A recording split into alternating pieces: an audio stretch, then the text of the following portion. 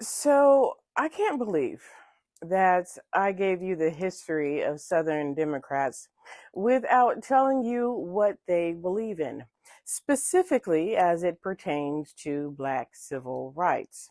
So let's talk about that, shall we? Jim Crow etiquette dictated how Blacks were to interact with white people, and that was with the utmost deference. They were to greet them as Mr. and Mrs., never by their first name. They were not to enter the house through the front door, but through the back door.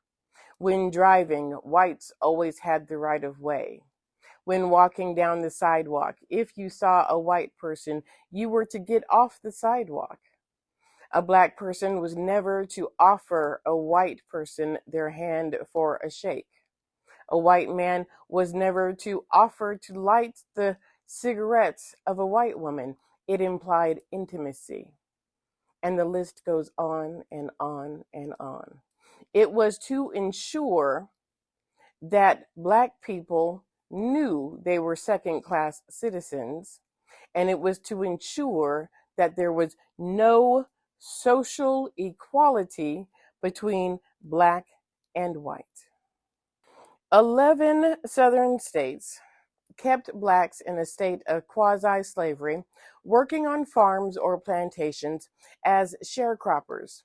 And when Blacks tried to leave during the Great Migration, Southern Democrats tried to stop them, at some points using force.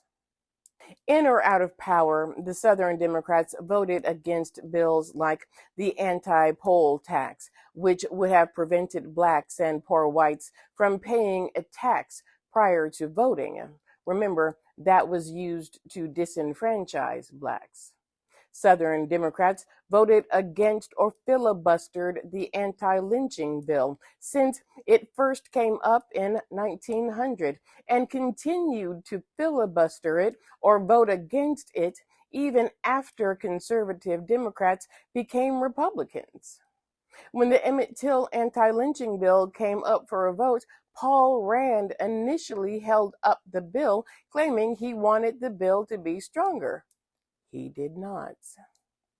Most of the Southern Democrats voted against the Civil Rights Act of 1957, 1960, and 1964, as well as the Voting Rights Act of 1965, even though a Democratic president was the one who signed them all into law. Can you guess what the Southern Democrats believed in when it came to civil rights? They believed in oppressing Blacks, and they did everything in their power to achieve that goal.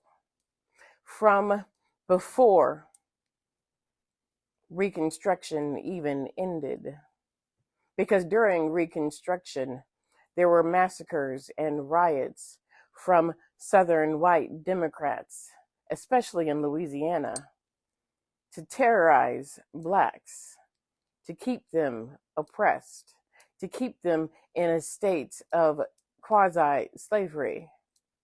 After Reconstruction, when they came back into power, they legislated oppression,